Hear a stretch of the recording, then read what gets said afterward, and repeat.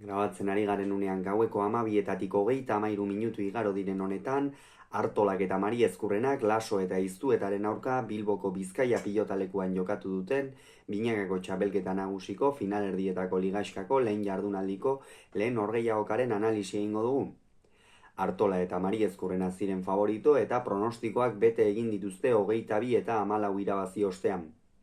Gogoratuko dugu, Artolak eta Mari Ezkurrena joan den ostegunean playoffak jokatu behar izan zituztela, Elordi eta Zabaletaren aurka, eta bertan erraz irabazi zieten Tolosako Beotibar pilotalekuan, Lasok eta Iztuetak berriz, azken partida ligaxkakoa, final ordenetako ligaxkakoa izan zuten, 14. jardunaldiko ura eta bertan Lasok ez zuen jokatu, Senarrek jokatu zuen bere ordez, eta Peio Etxeberriak eta Martijak 22 eta 17 irabazi zieten. Beraz, esan daiteke, bibikoteak dinamika desberdinetan iritsi direla, Unai Laso hilabete baten ostean birkantxaratu da, eta esango nuke hori nabaritu zaiola, Lasori batez ere partida hasieran. Mari Ezkurrenak sekulako hasiera eman dio, zalantzak bazeuden, zalantzak ere egon dira, txapelketan zehar Jon Mari Ezkurrenarekin fase batzuetan asko eman dio, beste batzuetan larriago ibili da, eskuenetako arazoengatik ere utzi du partidaren bat edo beste, baina gaurkoan eman duen erakustaldia benetan ikeragarria izan da, eta hasieratik erakutsi du hori. Atzean zapraldi handiak eman da, gero Iztu eta erabat zazpitik atzera zeukan, partida hasieratik Martxelek hor eustea zuen helburu, eta 8 eta 5 aurreratu dira, hala ere, Laso eta Iztueta esango nuke ongi aritu direla partidaren fase hartan, gero 11 eta 5 markatu aurreratu dira Artola eta Mari Ezkurrena, eta horre utzi beharra zeukaten, Lasok eta Iztuetak, Mari Ezkurrena atzean oso nagusi baitzen, aurrean Iñaki Artola egia da, aparteko distirarik gabe, baina bizi zegoela ikusten zen, baina bapatean Bizkarreta Gerendiaingoaren unea hasi da. Hor, benetan une erabakigarria izan da hori, izan ere 12 eta 11 lehen etenaldira aurretik joatea lortu dute, eta bertan Unai Lasok eman duen erakustaldia apartekoa izan da. Izarrek izaten dituzte euren uneak partida guztietan, ezin dira inoiz amore eman dutela esan, eta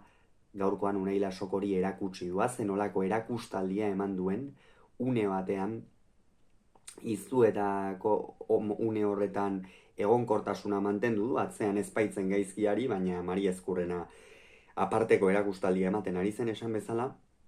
baina hor une batean Unai Lasok benetan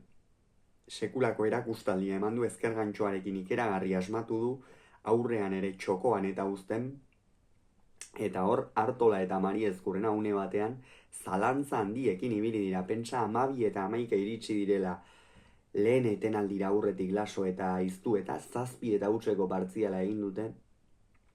eta horre Mari Ezkurrenak izan du, une bat behar bada ez dela hasieran bezain beste nagusitu, baina bigarren zatian jada erabat nagusi izan dira, 18 eta 13 iritsi dira bigarren etenaldira, hor berriz ere Jon Mari Ezkurrena atzean nagusitzen hasi da, Iñaki Artola